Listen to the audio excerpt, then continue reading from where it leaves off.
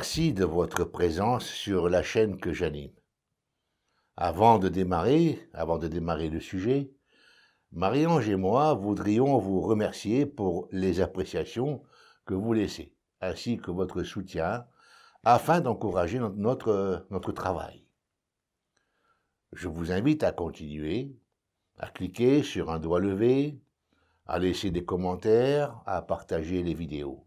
Alors cela valorise notre implication quant à la transmission des connaissances dans ces domaines que sont l'énergétisme, le magnétisme, le développement personnel, le bien-être et les traitements d'accompagnement.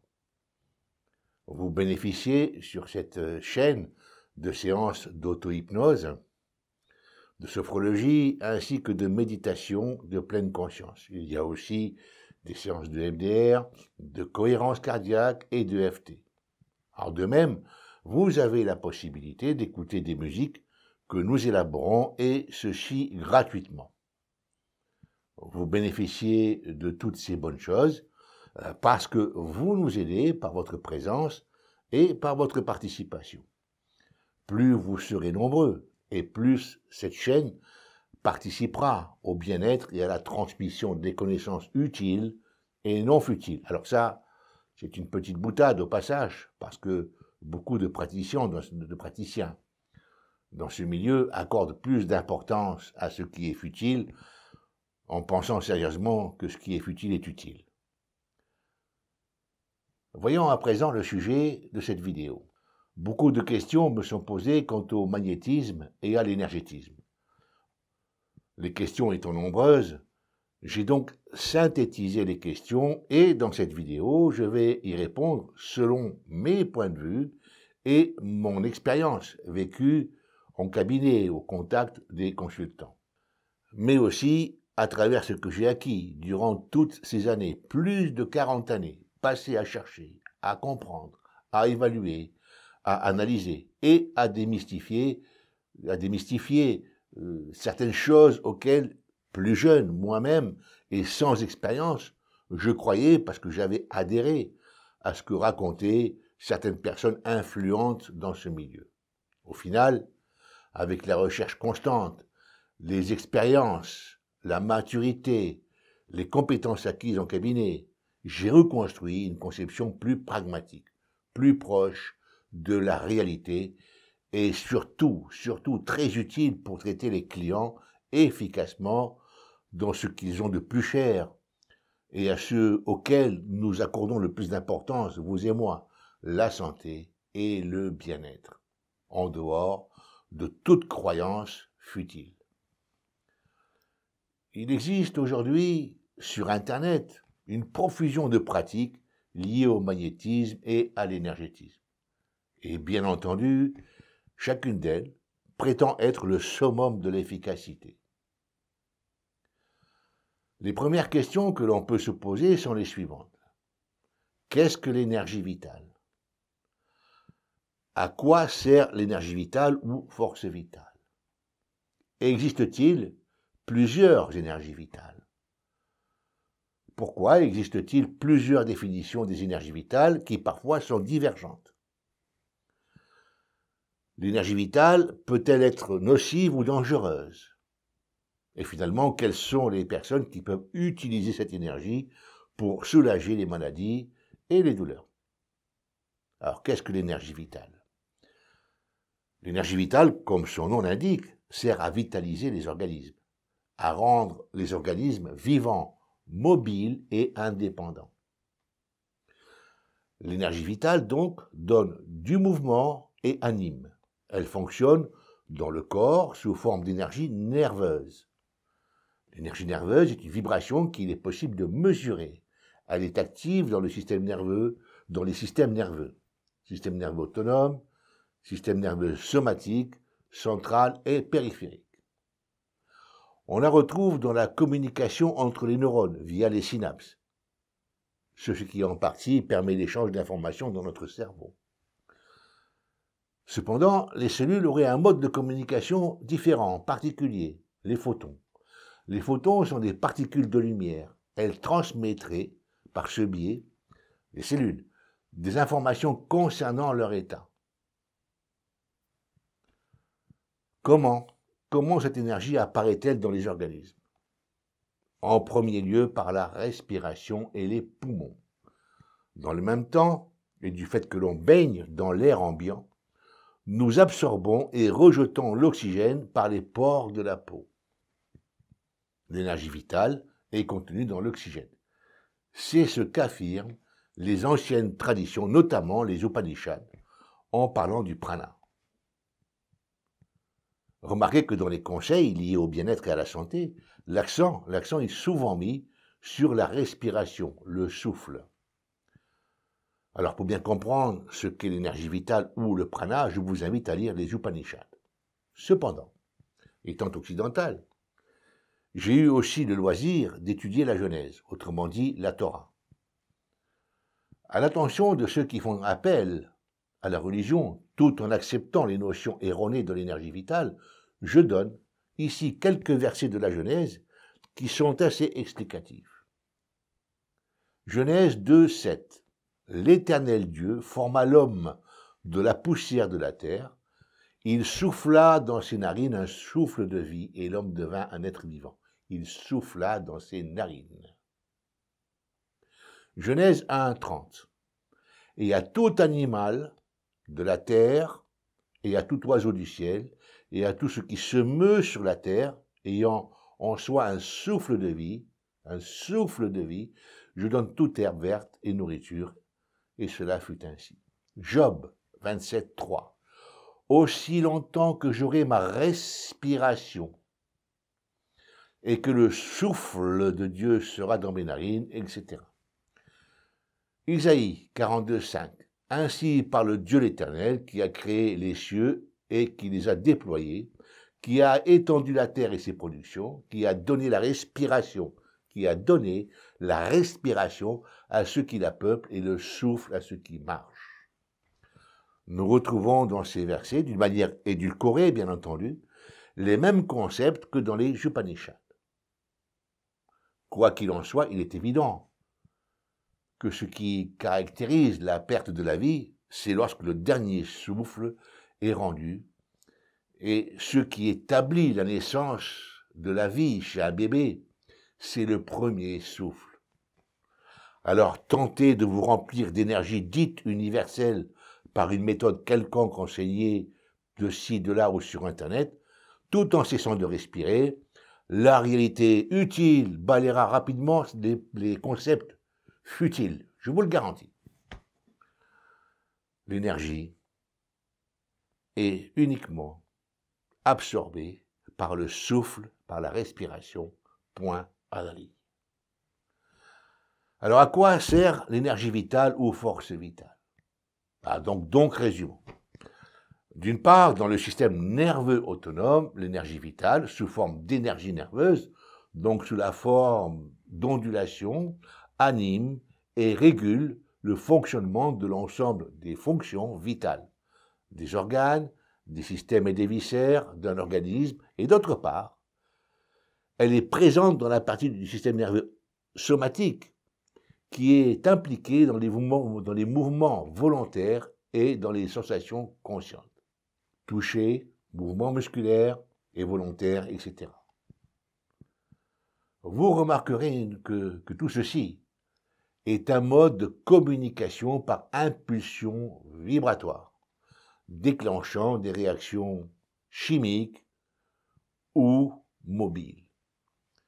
Si nous acceptons le fait que les cellules communiquent entre elles par l'émission de biophotons, là encore, nous remarquons que tout est question de communication. Le mot communication signifie mettre en commun, transmettre, échanger des informations. Et existe-t-il plusieurs énergies vitales?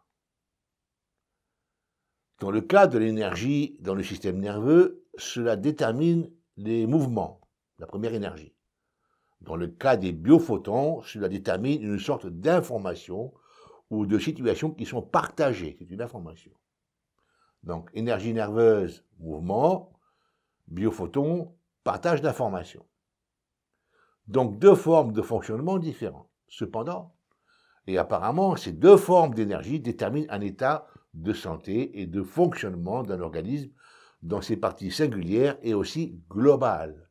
Elles participent à l'homéostasie naturelle, autrement dit, à la stabilisation et à la régulation des différentes constantes physiologiques dans les organismes vivants. Une seule et même énergie se manifeste sur des plans différents par modification vibratoire, des fréquences vibratoires. Pourquoi existe-t-il plusieurs définitions de l'énergie vitale qui parfois sont divergentes? Alors nous constatons en effet qu'il existe différentes appellations de l'énergie vitale. Rien de plus normal. Il est évident que selon les cultures, les croyances acceptées ou transmises, ainsi que les langues employées, font que les désignations sont multiples. Lorsqu'on examine et si on compare des concepts, nous constatons à quelques exceptions près que les fondements sont identiques. Il est évident que lorsque des croyances nébuleuses viennent se greffer sur les fondements, cela donne des concepts parfois étranges et surtout farfelus. Il est important de savoir faire la part des fantasmes dans ce domaine. Les notions faisant appel aux diverses croyances religieuses ou autres théories laissant supposer qu'il est possible d'intervenir et de modifier l'ordre des lois naturelles dans ce domaine sont absolument stupides. Si vous allez dans un pays étranger, vous verrez que l'air et l'eau portent des noms différents que ceux qui sont attribués dans votre langage, dans votre langue. Cependant, cette différence de nom, cela change-t-il quelque chose à la fonction et aux propriétés de l'air ou de l'eau? Bien sûr que non. C'est la même chose pour l'énergie vitale.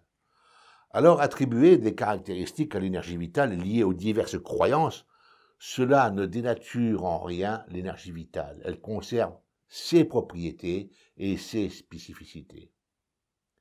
Seuls sont leurrés ceux qui pensent qu'il existe différentes énergies vitales. C'est ainsi qu'une multitude de concepts, les unes plus extravagantes que les autres, ont pris naissance, essentiellement dans les années 70.